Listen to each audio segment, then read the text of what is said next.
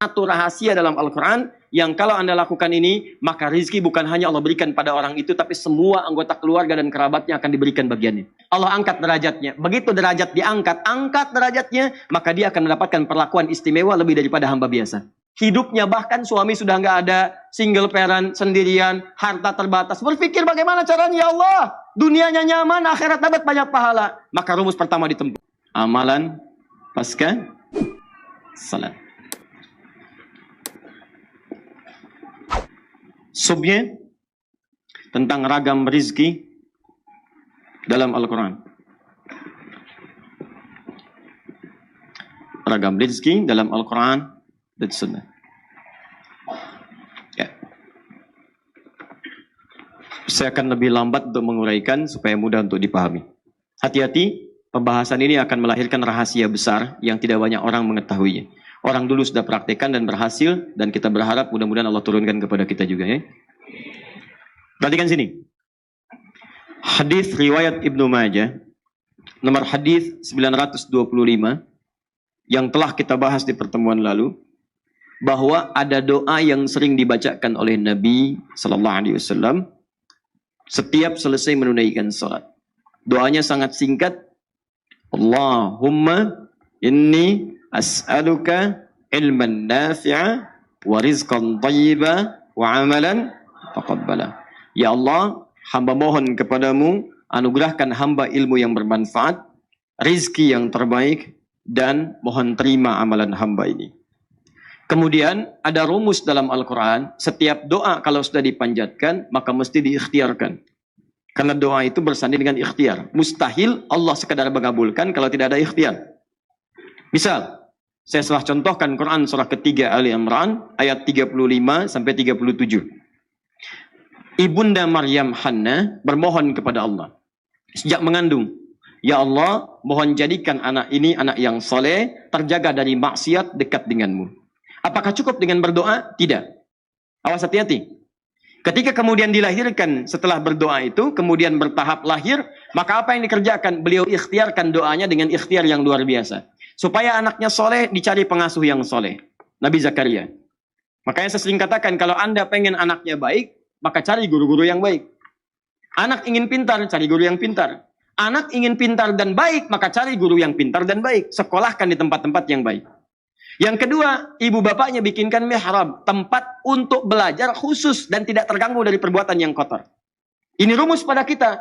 Begitu anak lahir, Anda didik, carikan guru yang baik, cari sekolah yang baik, yang selain membuat dia pintar, mendekatkan dia dengan Allah Subhanahu wa Ta'ala. Itu rumus. Tapi poinnya, doa tidak dicukupkan dengan permohonan, tapi harus disandingkan dengan ikhtiar. Maka demikian pula ketika kita meminta, ya Allah, berikan saya ilmu yang bermanfaat. Kita telah bahas di pertemuan yang lalu, bagaimana cara mendapatkan ilmu sesuai dengan doa yang telah kita mohonkan. Nah, ketika kita berkata, ya Allah, anugerahkan saya rizki terbaik, maka Allah tawarkan, ini ada 8 jenis disebutkan dalam Al-Quran. 8 jenis rizki yang kalau kemudian kami lakukan, kamu lakukan ikhtiarnya dengan 8 cara ini, maka kata Allah, saya akan limpahkan kepadamu rizki tanpa batas. 8 jenis ini, sebagian telah kita bahas. Kemarin kita bahas rizki dengan cara bersyukur. Sekarang kita akan bahas satu rahasia dalam Al-Quran, yang kalau Anda lakukan ini, maka rizki bukan hanya Allah berikan pada orang itu, tapi semua anggota keluarga dan kerabatnya akan diberikan bagiannya. Jadi yang dapat satu orang, yang mengerjakan satu orang, tapi yang kebagian hampir semua yang terkait dengan kehidupannya. Bapaknya bisa dapat, ibunya dapat, yang hebat, adiknya dapat, kakaknya dapat, temannya bisa dapat, gurunya bisa dapat. Rahasianya ada di Quran surah 17 ayat 31. Paling kanan sebelah atas. Quran surah 17 Al-Isra ayat 31.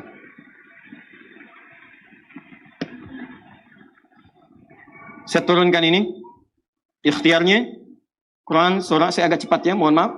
Quran surah ke-35 ayat ke-28. Kemudian yang kedua bisa diturunkan ke Quran surah ke-35 juga ayat 32. Turunan yang ini Quran kita ambil surah ke misalnya 54 ayat 17, ini selalu terbawa 22, 32, 40. Kemudian turunan akhirnya ada di Quran surah ke-13 ayat 23 sampai 24. Kalau Anda naikkan ke sini, Yang ketiganya, Quran surah keempat, misalnya ayat ke-69. Kemudian turunan yang keempatnya bisa diambil Quran surah ke-49 ayat 13. Kalau pengen rumus paling cepat juga bisa Quran surah ke-30 ayat 21. Ya, ini 5 caranya. Anda akan berdoa, ya Allah, anugerahkan saya rezeki terbaik. Lalu Allah berikan jalan, 8 jalan. Ini cara mendapatkan rezeki terbaik. Kamu kerjakan. Kalau kamu kerjakan ini, awas.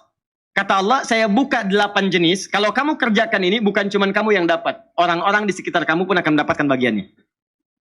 Baik. Apa di antaranya?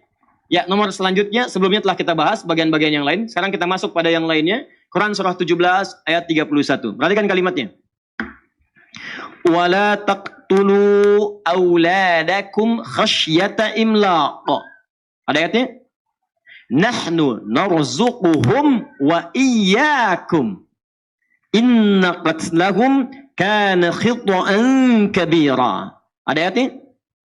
Baik, perhatikan baik-baik. Saya buka sedikit dulu pendahuluan ya.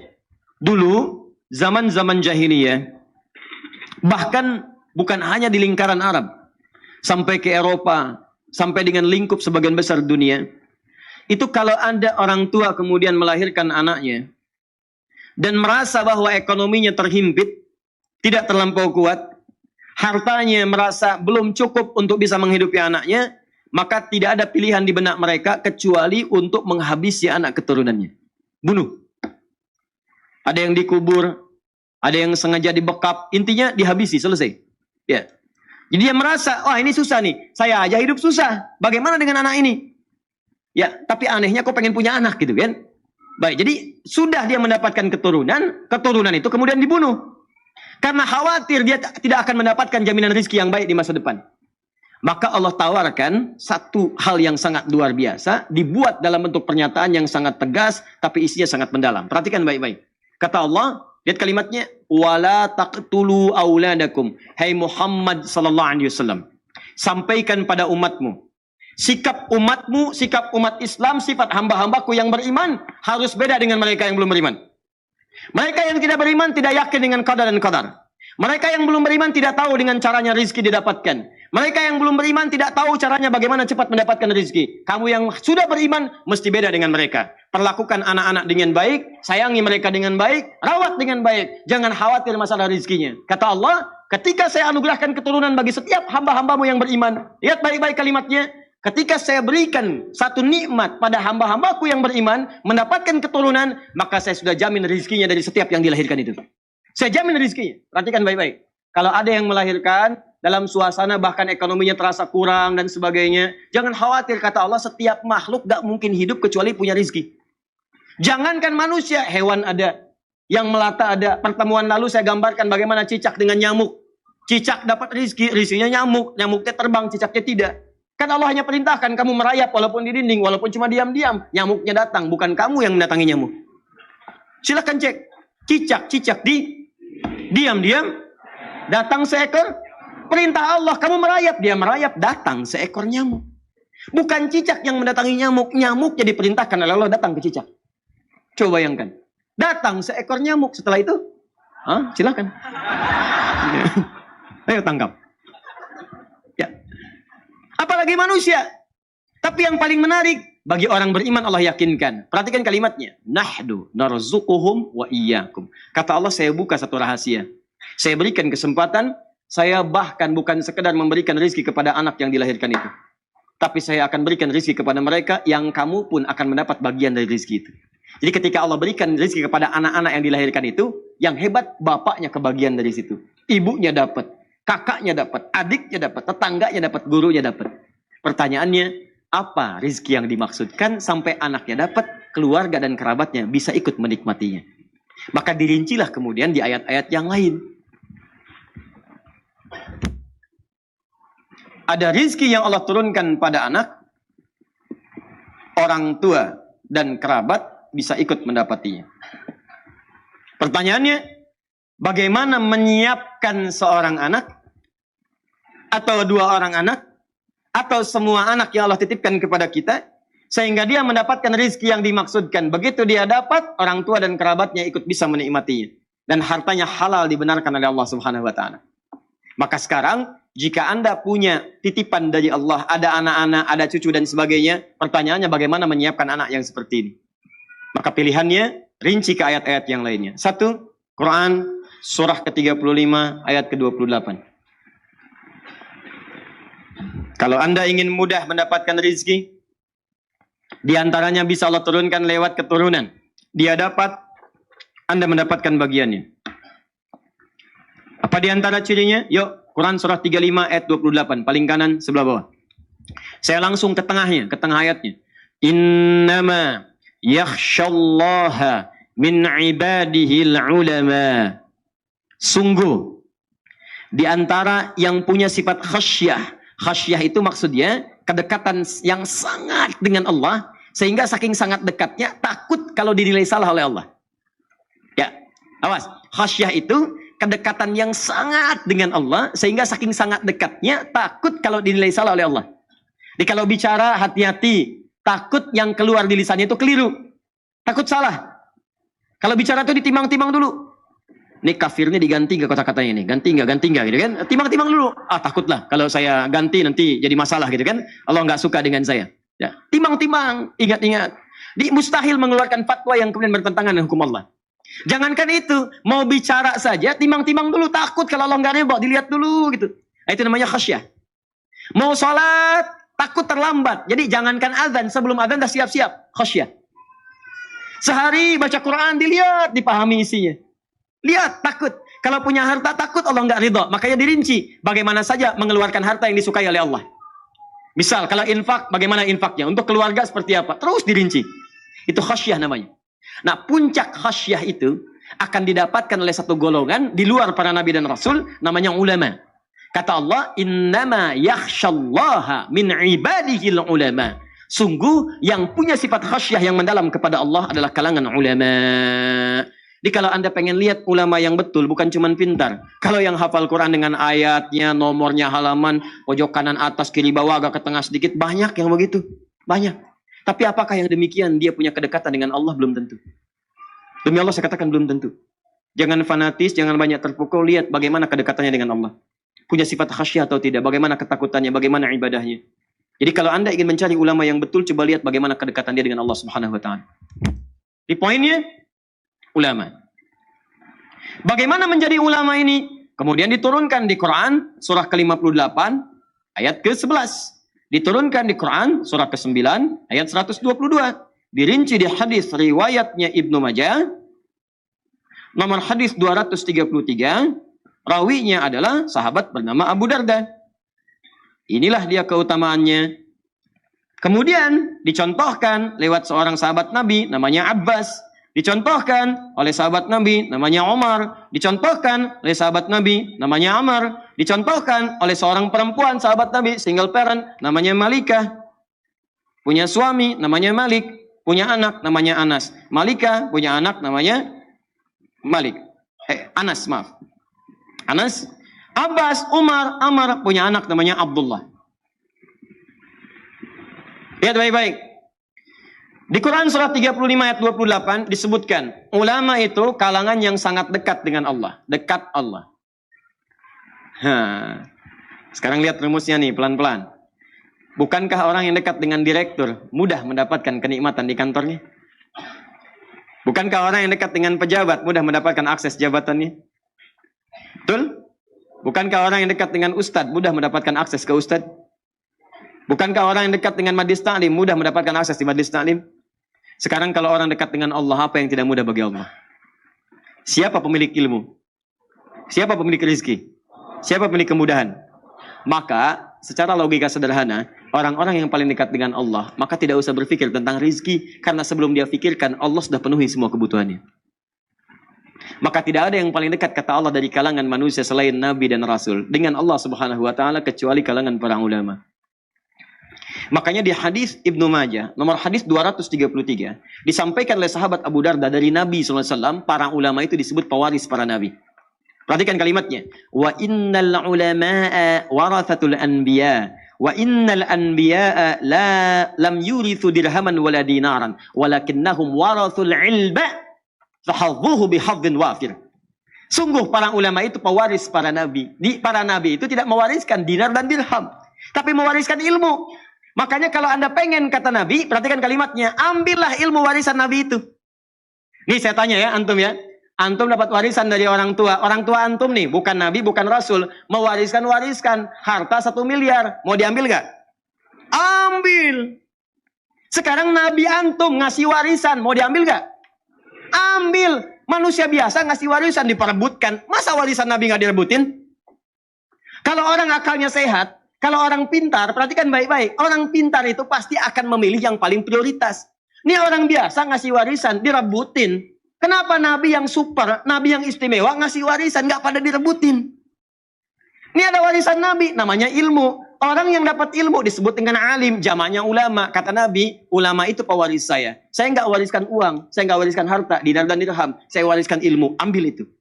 Ketika ilmu itu diambil, maka Allah akan angkat derajatnya. Quran surah ke-58 ayat 11. Yarfa'illahu alladhina amanu minkum walladhina utul ilma darajat. Allah akan angkat derajat orang-orang beriman plus Allah memberikan tambahan derajat pada orang-orang yang mendapatkan tambahan pengetahuan. Di orang berilmu itu ketika dia naik status jadi ulama, alim, dekat dengan Allah, pewaris Nabi, Allah angkat derajatnya. Begitu derajat diangkat, angkat derajatnya, maka dia akan mendapatkan perlakuan istimewa lebih daripada hamba biasa. Silakan cek. Ingat ya, kalau Anda diangkat derajat oleh manusia, belum tentu manusia lain mengenal Anda. Anda disanjung oleh orang tanah kusir, orang tanah suci, belum tentu kenal Anda. Silakan. Ana Saiful min Bendi tanah kusir. Tanah kusir kata orang Arab. Ya kenal. Tanah kusir. Silakan. Jangankan tanah suci ya, tanah abang yang nggak kenal gitu kan. Anda pindah lagi nggak ada yang angkat. Tapi kalau Allah angkat derajat Anda, siapa yang tidak menyanjung Anda? Silakan cek. Melewati zamannya masih dikenal. Silakan. Anda kenal Umar bin Khattab? Kenal. Padahal mimpi aja nggak pernah ketemu. Lihat aja enggak, kenal tuh. Udah lewat 15 abad. Beliau bukan Nabi, bukan Rasul, tapi sekarang masih dikenal. Ali bin Abi Thalib dikenal. Sekarang kita ambil yang bukan sahabat. Al-Imam Syafi'i, Al-Imam Abu Hanifah, Imam Malik, Imam Ahmad, bukan kalangan sahabat. Dikenal sampai sekarang. Ar-Rafi'i dikenal. Orang-orang saleh dikenal. Bahkan yang hidup kemudian, yang baru wafat beberapa masa lalu masih dikenal. Syekh Utsaimin, Syekh Muhammad Nasruddin Al-Albani misalnya dikenal. Profesor Wahbah Az-Zuhaili dikenal. Ya orang-orang mengetahuinya, diangkat oleh Allah. Kalau sudah diangkat, sudah nggak ada yang bisa menolaknya. Ya jangankan kawan, lawan pun menuliskannya. Tanyakan pada orang-orang di barat. Tahu Umar nggak? Tahu. Mereka tahu tuh. Ibnu Sina, Al-Kindi, Al-Farabi, Al-Ghazali, Al-Khawarizmi, dan sebagainya dikenal oleh mereka. Bahkan karya mereka dijadikan rujukan di Eropa. Silakan cek Ibnu Sina, Avicenna, dipakai karyanya sekarang. Ibnu Rusdi jadikan rujukan sekarang. Siapa mereka? Orang-orang yang bukan sekedar mendekat kepada Allah lewat ibadahnya, tapi mereka disiapkan jadi ulama di masa depan. Rumus ini ketika turun ayat jadi sampaikan. Kemudian dipraktekkan bagaimana cara mengejarnya, maka para sahabat sebagian dari mereka menyiapkan keturunannya menjadi ulama di masa depan. Siapa di antara mereka? Ada yang laki-laki seperti Abbas paman Nabi, seperti Umar sahabat Nabi, seperti Amr bin As sahabat Nabi. Mereka menyiapkan anaknya, mesti ada di antara anak saya yang menjadi ulama yang dekat dengan Allah Subhanahu wa taala. Bahkan ada perempuan single parent, namanya Malika. Suaminya sudah meninggal dunia. Begitu melihat peluang ini, langsung menyiapkan anak yang namanya Anas mesti dekat dengan Nabi sallallahu alaihi wasallam. Dia mesti menjadi alim, ulama dekat dengan Allah. Apa yang terjadi? Perhatikan baik-baik ini. Kalau anak-anak yang lain dibawa bapaknya ta'lim pulang, Abbas nyimpan anaknya di majelis Nabi. Abbas, paman Nabi. Saya nggak bisa nih ikut terus majelis Nabi. Saya punya kesibukan, saya kerja, saya bisnis. Tapi saya belajar weekend, saya ke tempat Nabi. Apa yang terjadi? Nabi wafat, hafal 200 hadis. Bayangkan, paman Nabi, pengusaha, kaya, hartanya banyak. Masih sempat datang ke taklim. Nabi meninggal, hafal 200 hadis. Paman Nabi. Antum, paman Nabi bukan. Sahabat Nabi bukan. Tetangga Nabi bukan. Kerabat Nabi bukan. Bayangkan, sibuk apa antum? Sekaya apa? Antum dengan Abbas masih kaya Abbas. Radhiyallahu ta'ala anhu. Surga Abbas ada jaminan, antum belum ada. Abbas hafal 200 hadis. Antum hafal berapa hadis? Enggak, coba kita renungkan itu teman-teman. Coba tanyakan kembali. Tapi yang paling dahsyat itu cara berpikirnya begini. Saya cuma hafal 200 nih. Saya hafal sedikit-sedikit, cuma sepekan datang. Anak saya mesti lebih daripada saya. Dia harus mendapatkan yang lebih daripada saya. Bapaknya itu pengusaha, Pak, orang kaya. Tapi beliau mengerti anak saya akan dapat rezeki lebih cepat daripada saya. Dia dapat, saya dapat bagiannya. Perhatikan. Maka beliau investasikan anaknya Abdullah untuk ikut di majlis Nabi. Titipkan di majlis Nabi. Berangkat bapaknya, dia tetap belajar. Belajar. Nabi wafat, bapaknya hafal 200 hadis. Abbas, anaknya Abdullah hafal 2000 hadis. Dan usianya masih 13 tahun. Hafal 2000 hadis. Nah, rumusnya apa? Rumusnya dalam ilmu hadis, kalau ada seorang ayah, bahkan ibu, ya, perhatikan, orang tua, mendidik anaknya sampai kemudian anaknya bagus, tahu hadis, dan seterusnya, meriwayatkan, maka nama anaknya akan dihilangkan. Nama bapaknya disebutkan. Makanya ketika Abdullah, anak laki-lakinya Abbas, hafal hadis, diriwayatkan oleh orang setelahnya, maka Abdullahnya dihapus. Disebutkan inisialnya, anak laki-laki. Diturunkan bapaknya. Bapaknya namanya Abbas. Anak laki-laki bahasa Arabnya Ibnu. Ibnun anak laki-laki. Maka dikenal Ibnu Abbas, Ibnu Abbas, Ibnu Abbas. Nama aslinya Abdullah. Abdullah bin Abbas. Bin itu singkatan dari Ibnun. Disingkat bin. Bin itu anak laki-laki. Anak laki-lakinya Abbas. Ibnu Abbas itu anak laki-lakinya Abbas. Nama aslinya Abdullah. Kenapa dihilangkan anak laki-lakinya, disebutkan bapaknya? Untuk menunjukkan kesan bahwa, perhatikan baik-baik, anaknya bisa seperti ini karena peran orang tuanya. Yang kedua, ingin menunjukkan isyarat. Begitu hadis ini diriwayatkan, dipelajari oleh orang-orang, maka bukan cuma Abdullah yang dapat, bapaknya pun kebagian dapat dari pahala yang telah dapatkan anaknya. Bayangkan, bukan cuma dunia, rezeki akhiratnya pun dapat. Begitu anak yang dapat pahala, bapaknya kebagian di situ. Perhatikan baik-baik. Sekarang berapa banyak orang yang mengaji hadisnya Abdullah bin Abbas radhiyallahu ta'ala anhuma. Umar bin Khattab, saya pengen lebih daripada Abbas. Abbas anaknya datang ke majelis ilmu. Anak saya harus ngintip Nabi sejak berangkat dari tempatnya. Bikin beliau rumah saat di Madinah. Di depan rumahnya Nabi SAW. Dibikinkan kamar. Kamar anaknya menghadap ke arah rumah Nabi. Dibikin jendela. Jadi tahu persis. Begitu kemudian Nabi keluar rumah, sudah tahu bagaimana cara jalannya. Cara nengoknya. Seperti apa kemudian Nabi bersikap. Sampai ke majelis ilmu. Makanya anaknya Umar lebih banyak hafal hadis dibandingkan anaknya Abbas. Anaknya Abbas hafal 2000 hadis, anaknya Umar 2800 hadis. Anaknya Amr, lihat Amr bin As, Abdullah bin Amr bin As. Anaknya Abbas tahu kemudian hadis, tahu tafsir. Anaknya Umar ngintip-ngintip Nabi, tahu juga hadis. Anak saya mesti tambah hadis plus fikih. Maka sejak kecil diajarkan langsung hadis fikih, hadis fikih, hadis fikih. Usia 9 tahun udah minta ke bapaknya, "Pak, saya pengen nikah karena saya sudah hafal bab nikah." Paham fikih dan sebagainya. Anak Abbas nunggu di majlis ilmu. Anak Umar dibikinkan rumah. Malikah seorang single parent. Satu anak. Punya anak namanya Anas. Beliau melihat yang satu ke majlis Nabi, yang satu ngintip-ngintip. Anak saya nggak usah nunggu, nggak usah ngintip, datang ke rumah Nabi. Digandeng, dibawa, disampaikan. Ya Rasulullah, ini anak memang kelihatan masih kecil, tapi dia punya kemampuan kuat. Tolong jadikan pembantu Anda. Tolong jadikan pembantu Anda. Nanti kalimat ini akan ditiru oleh orang-orang setelahnya untuk mencari celah bagaimana caranya anak ini bisa dekat dengan ulama. Maka cara paling mudahnya bawa ke rumahnya supaya mempelajari semua apa yang ada dalam rumahnya. Jadi kalau di luar rumah cuma lihat di luar saja, tapi kalau di dalam rumah kan kelihatan semuanya. Bagaimana saat akan tidurnya, bagaimana saat makannya, bagaimana saat minumnya dan sebagainya. Maka Nabi tersenyum, beliau tahu. Kata ibunya ini, kata Malikah, ambil anak saya sebagai pembantu. Nabi tahu. Ini paling pengen belajar. Pengen belajar. Kata Nabi, ya dia boleh membantu saya. Datang ke rumah. Belajar di rumah Nabi. Setelah Nabi wafat, membantu Nabi wafat, maka setelah wafat itu ditanya, "Hei Anas, selama kamu membantu Nabi, apa kalimat yang paling sering didengar dari Nabi?" Kata Anas, "Tahukah kalian, selama saya membantu Rasulullah, hanya satu kalimat yang sering saya dengar dari Nabi. Ya Anas, madza akhdumuka?" Anas, apa yang bisa saya bantu? Rasulullah SAW. Anas, apa yang bisa saya bantu? Oh, kalau ada pembantu begitu enak banget ya, Pak. Datang ke rumah, saya pengen jadi pembantu. Apa yang bisa saya bantu? Wah, karena semua dikerjain sendiri. Piring, selesai makan, bisa cuci. Ada yang kemudian sobek, jahit, bisa jahit sendiri itu. Ya, itu yang luar biasa. Dan Anas kemudian meriwayatkan hadis yang sangat banyak setelah peninggal Nabi SAW. Poinnya adalah, kenapa mereka berlomba mengajar itu semua? Karena ada janji yang disebutkan oleh Allah, derajatnya akan diangkat, dekat dengan Allah, dan rizkinya akan dijamin. Begitu rizki dapat, bukan cuma dunia, akhiratnya kebagian. Kalau para sahabat nggak mikirin dunia, Pak, dunia itu udah selesai. Maksud saya, mereka sudah paham, ini dapat gak ada masalah. Yang mereka pikirkan akhirat. Makanya ketika dititipkan anaknya, investasi terbesarnya akhirat. Tapi Anda tahu nggak? Orang yang mendapatkan akhirat, udah otomatis dunianya dijamin. Itu rumusnya. Sederhana, jika akhirat dapat, dunia pasti akan dapat. Akhirnya apa yang terjadi? Orang-orang setelahnya, maka menyiapkanlah misi ini, ditempuh kemudian jalan ini, maka orang-orang sepeninggal Nabi, sahabat menyiapkan. Sahabat mewariskan, tabi'in mengikuti. Tabi'in mengikuti. Maka muncullah orang-orang hebat setelah zaman sahabat, untuk mengejar keutamaan dari Al-Quran ini, bagaimana caranya? Hidupnya bahkan suami sudah nggak ada, single parent, sendirian, harta terbatas. Berpikir bagaimana caranya, ya Allah, dunianya nyaman, akhirat dapat banyak pahala. Maka rumus pertama ditempuh. Imam Asy-Syafi'i punya seorang ibu. Begitu lahir kemudian tumbuh berkembang di Gaza, sekarang di Palestina, wafat ayahnya. Itu sendirian bu, single parent.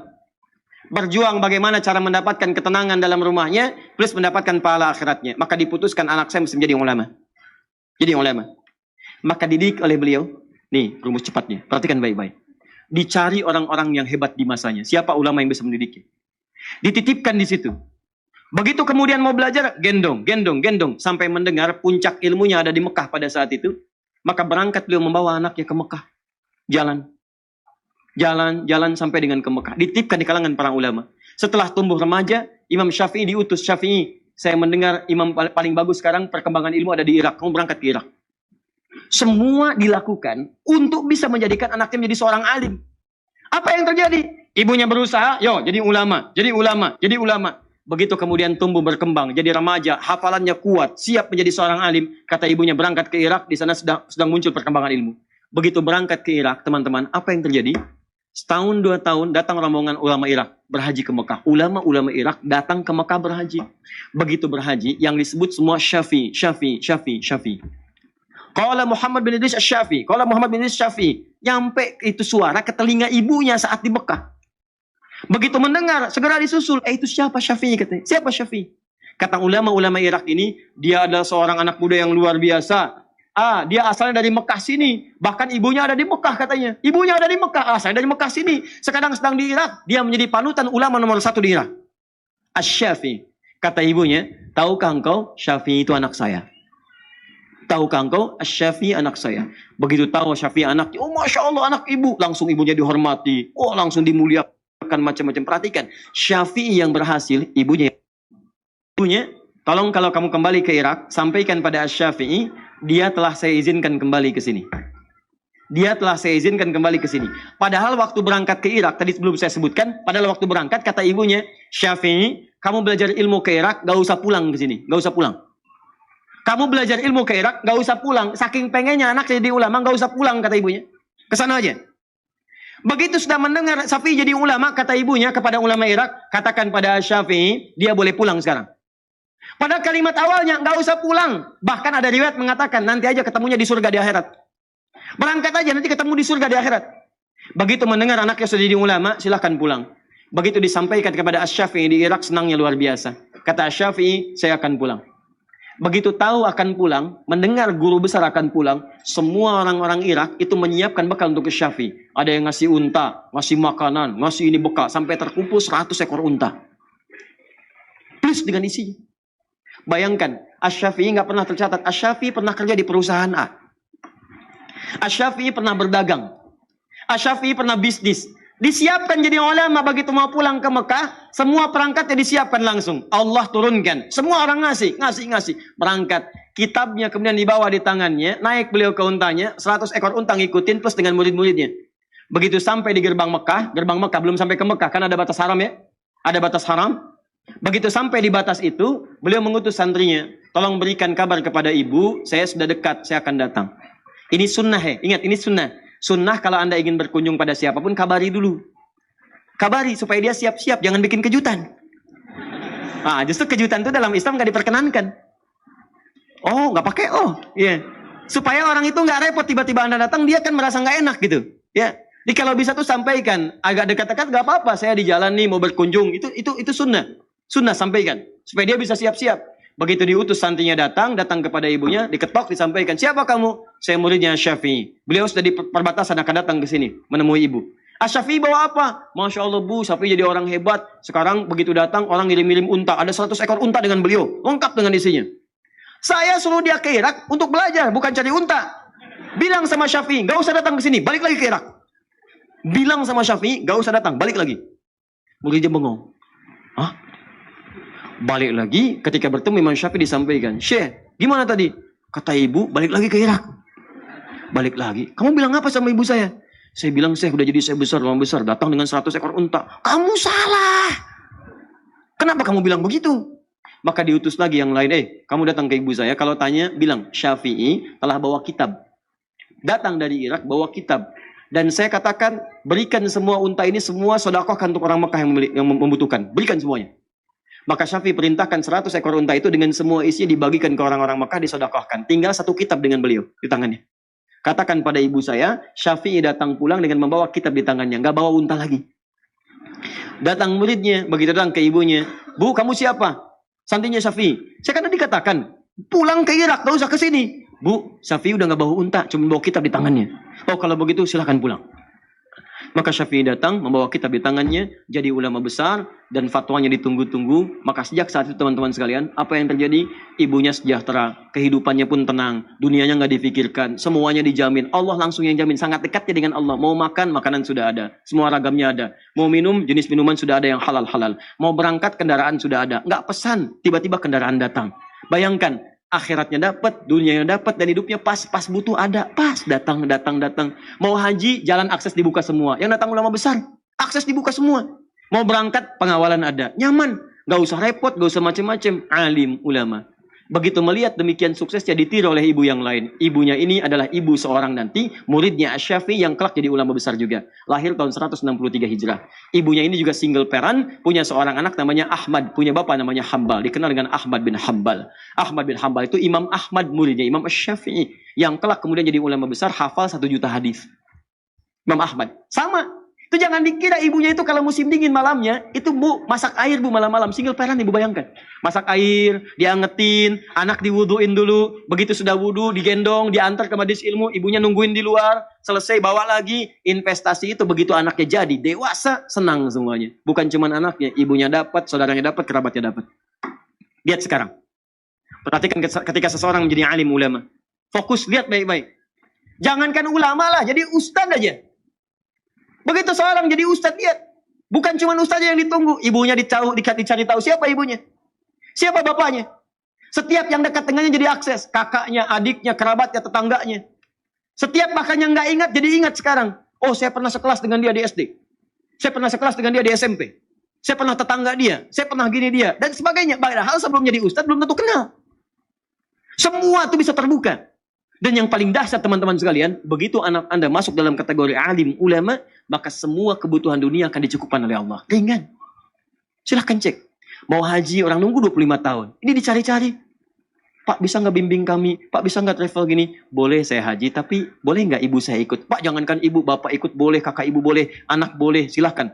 Bapak kami kasih kuota deh, 10 orang, silahkan ikut. Orang nunggu 25 tahun, dia cuma nggak nunggu, ditawarin, 10 orang boleh ikut. Saya ini ulama bukan, syekh bukan, ustadz ilmu masih dikit. Tiba-tiba ketemu dubes Saudi. Syekh Adi, ini ada yang mau haji. Terus gimana? Antum ikut ya, berangkat. Antum jadi amir. Amir, gimana saya amir? Saya kan bukan ulama besar, bukan biasa-biasa, ilmu saya sedikit. Pokoknya antum ikut. Terus bagaimana dengan yang lain? Yang lain siapa? Saya punya ibu, saya punya kakak. Saya berikan 24 jatah. Anda bayangkan, saya ini ustadz kecil, ilmu masih sedikit. Ulama juga bukan, saya juga bukan. Anda bayangkan, cuma berusaha untuk belajar sedikit-sedikit, dapat sedikit, dikasih jatah haji plus 24 orang. Kemarin kami berangkat. Teman-teman, ada yang ustadz, ada yang ini lagi, ada yang macam-macam berangkat. Dan saya lihat, Masya Allah, ternyata teman-teman saya ustadz semua. Ustadz Fulan dengan istrinya, Ustadz Fulan dengan ibunya, Ustadz Fulan dengan anaknya. Bayangkan, ternyata beliau itu, dubes yang kemarin baik orang itu, Dr. Usama itu. Baik orangnya. Ternyata beliau mengumpulkan satu gelombang khusus yang beliau kemudian apresiasi dari kalangan para ulama dan tokoh-tokoh yang punya jasa terhadap Islam. Diberangkatkan tuh. Anda bayangkan. Jadi kalau Anda ingin mendapatkan bagian kenikmatan, jadikan satu di antara anak-anak jadi ulama. Masa nggak ada yang jadi satupun? Makanya jangan tertipu lah dengan kebanyakan orang yang sekolahkan. Pesantren itu sekarang bagus-bagus. Pesantren bagus-bagus, jangan dikira nggak bisa bersaing. Ya silahkan lihat, bahasa Inggrisnya banyak yang bagus. Lihat alumni Gontor tuh. Silakan, yang jadi ketua MPR ada, yang jadi menteri ada, yang jadi dubes ada, banyak. Bahasa Inggris bagus, bahasa Arab bagus, ada yang Mandarin ada yang bahasa lain ada. Silakan, jangan takut. Matematika ada, yang jago matematika, jago fisika, jago kimia. Jangan dikira kalau ketika Anda jadi ulama Anda kehilangan dunia, tidak. Apa saya tidak belajar umum? Saya belajar, fisika saya belajar, kimia saya belajar. Waktu-waktu senggang saya pergi ke toko buku, saya beli buku kimia, buku fisika, saya pelajari. Ya, saya belajar, saya pahami. Saya baca juga yang lainnya. Tapi fokus kita pada apa yang Allah titipkan. Tapi yang lainnya kita pelajari. Jangan dikira Anda jadi ulama, Anda ketinggalan semua yang lain. Tidak, kita butuhkan. Ya, kalau orang tanya kan kita bisa jelaskan. Kalau ada orang berangkat haji gelombang kedua, apakah kemudian mikotnya itu di atas pesawat atau mikotnya di Jeddah, di King Abdul Aziz? Ada yang mengatakan kemudian di atas pesawat. Nah, timbul pertanyaan baru. Kecepatan pesawat itu berapa? 800 mph, bisa 800 km per jam. Anda mau mikot baru mengucapkan bis, pesawat udah lewat. Psh, bagaimana hukumnya? Qasar jama 3 farsah. 3 farsah itu ukurannya berapa kilo? Bagaimana cara mengkonversinya? Kalau Anda nggak paham hitungan matematika, nggak tahu rumus fisika, bagaimana bisa mendapatinya? Ustadz, itu jarak 80 kilo. Baik, sekarang kita gali lagi dengan masalahnya. Apa masalahnya? Sekarang ke Semarang, berapa jauhnya? Berapa kilo? Hitung dari sini bisa 300-400 kilo. Baik, pakai pesawat berapa? Pakai pesawat mungkin 1 jam, nyampe di sana. Sekarang ke Lebak Bulus, berapa jaraknya dari Bekasi misalnya? Dari Bekasi ke Lebak Bulus 30 kilo. Baik, 30 kilo berarti nggak nyampe 80. Boleh jama tidak? Tidak. Boleh kosor tidak? Tidak. Ke Semarang 300 kilo. Boleh jama? Boleh. Kosor? Boleh. Baik, sekarang pertanyaannya begini. Kalau ada orang ke Semarang naik pesawat, dan dari Bekasi ke Lebak Bulus naik beca. Nyampe dia berangkat dari Bekasi ke Semarang. Jarak cuma 1 jam pakai pesawat. Berangkat kemudian jam 12, nyampe jam 1. Asar aja belum. Yang di sini ngayuh beca dari Bekasi ke Lebak Bulus. Berangkat jam 12. Begitu masuk jalan tol, prit, gak boleh. Jalan biasa, macet. Nyampe teman-teman berangkat jam 12. Nyampe kemudian ke Lebak Bulus itu bisa jam 4, jam 5. Pertanyaannya, di situ di mana berlakunya antara jamak dengan kosor? Apakah yang ke Semarang berlaku atau yang ke Lebak Bulus yang berlaku? Jadi bukan cuma hitungan jarak. Di jarak itu ada hambatan. Makanya di jarak rumus fisikanya S sama dengan V kali T. Ya, mencari V sama dengan S dibagi T. Mencari T sama dengan S dibagi V.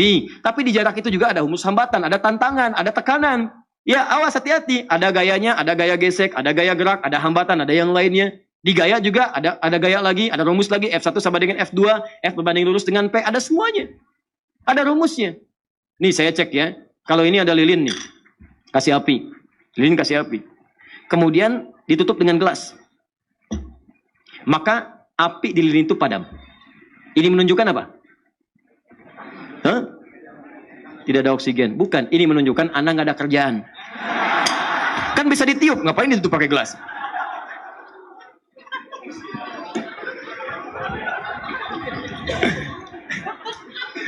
Bisa ditiup kok pakai gelas ditutup. Sudah. Nah, maka yang pertama, kalau Anda ingin mendapatkan rezeki yang tenang, maka jadikan satu di antara anak Anda jadi ulama. Umum juga boleh. Jadi dokter yang hafal Quran. Ya, ahli fisika yang hafal Quran. Boleh, banyak zaman Nabi. Kemudian setelah itu diwariskan. Ali bin Abi Thalib itu jagoan matematika, ahli matematika. Setelahnya ada Jabir bin Hayyan, ahli kimia. Ada ahli fisika, ada ahli matematika. Silahkan ahlinya, tapi jangan tinggalkan kemudian bagian-bagian keislamannya. Saya cepat. Kedua, kalau nggak bisa jadi ulama yang maksimal, jadikan ahli Quran. Minimal penghafal Quran. Coba lihat anak-anak. Ada Musa, ada Ahmad, ada Kamil, ya? Ada Rais yang kecil-kecil. Itu banyak anak-anak datang ke Bekasi. Kemudian juga kita ngobrol-ngobrol. Antum tahu apa yang terjadi? Kemarin saat kami berangkat, ada Rais yang kecil. Ada anak perempuan juga yang, mohon maaf, matanya mungkin nggak melihat. Kata orang buta. Tapi saya katakan, Masya Allah, matanya ditutup dari berbuat maksiat dari sejak kecil. Matanya dihambat dari maksiat dari sejak kecil. Anda bayangkan teman-teman, yang hafal Quran anaknya, yang ikut haji, bapaknya ikut, ibunya ikut, gurunya ikut, temannya ikut. Yang hafal Quran cuma anaknya. Masa iya dari anak-anak antum nggak ada yang hafal Quran? Anak 1 belum hafal, anak 2 belum hafal, anak 3 belum hafal, 5 anak nggak ada yang hafal. Kenapa nggak diinvestasikan 1 anak aja hafal Quran? Demi Allah saya katakan, anak Anda usia 6 tahun, hafal 30 juz. Begitu hafal 30 juz, kakaknya yang 16 tahun, bapaknya yang 40 tahun, istrinya yang 34 tahun, adiknya yang 5 tahun, ikut semua mendapatkan keutamaannya. Ahli Quran. 3. Kalau belum sanggup ke sini, didik menjadi soleh. Ayo soleh. Siapkan seperti Maryam. Maryam disekolahkan di tempat yang baik, bimbingannya baik. Ketika anak itu didik menjadi anak yang saleh, dekat dengan Allah, rajin ibadah, sering ke masjid, sering baca Quran, walaupun belum hafal, demi Allah saya katakan, jangankan orang lain, tetangga itu akan menyebut memuliakan bapaknya, memuliakan ibunya. Tidak pernah anaknya disebut kecuali bapaknya mendapatkan bagiannya. Begitu anaknya masuk, anaknya namanya Ahmad, bapaknya Asep. Tuh lihat tuh anaknya Pak Asep, bukan Ahmadnya, Pak Asep yang disebutkan.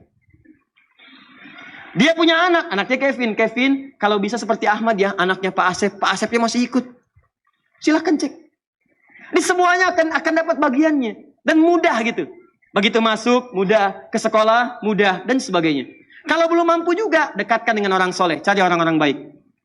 Begitu aksesnya dekat dengan orang soleh, maka dia akan mendapatkan kemuliaannya. Terakhir, kalau belum dapat juga, pengen cara cepat, cari menantu yang soleh. Quran surah 30 ayat 21. Ini rumus dari Nabi. Makanya antum yang belum nikah, jadi pada soleh. Jadi ulama, antum akan dicari. Ya, jadi ahli Quran, dia orang-orang baik. Kan rumus Nabinya sederhana. Jika Anda kedatangan seorang pemuda yang dekat dengan Allah, maka jangan sia-siakan dia. Cepat, karena tidak mudah lagi menemukannya. Makanya saya senang sekali orang-orang sekarang, Masya Allah. Itu sangat bagus-bagus. Dalam menyeleksi itu sekarang ukurannya Al-Quran. Ukurannya ke masjid. Ya kan pernah datang ada yang ke rumahnya. Anaknya luar biasa perempuan ya. Cantik, bagus. Dan bapaknya bagus sekali seleksinya. Pakai Quran. Datang orang pertama, Pak. Saya berminat. Ini ingin begini-begini. Ya nah bagus. Namanya siapa? Saya Anas, Pak. Baca surat An-Nas. Baca. Bagus ya. Baik, mudah-mudahan kalau jodoh yaitu jadi jodoh yang terbaik. Besoknya datang lagi. Adek, ada apa? Aduh Pak, saya tuh sudah alhamdulillah ada kematangan begini-begini. Nama siapa? Torik. Baca surat At-Torik. Baca. Masya Allah. Begitu yang ketiga, tuh dia tahu info dari yang lainnya. Saya kemarin ke sana, nama saya Anas, baca Anas. Saya Torik, baca Torik. Begitu yang ini datang, wajahnya udah pucat. Adek namanya siapa? Saya Yusuf Ibrahim, Pak.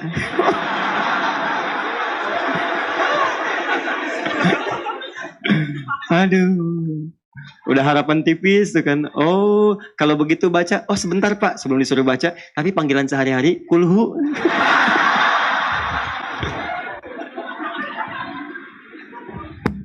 Dah, jadi ini ya gambarannya. Kalau kita ingin mendapatkan rezeki yang baik, maka didik anak-anak dengan baik. Jangan takut, semua mendapatkan bagiannya. Tapi kalau kita ingin limpahannya, maka maksimalkan apa yang bisa kita berikan untuk mereka. Saya izin menyampaikan informasi, untuk berikhtiar menjadi itu semua, mustahil kecuali orang tuanya pun berubah dulu jadi baik. Mustahil.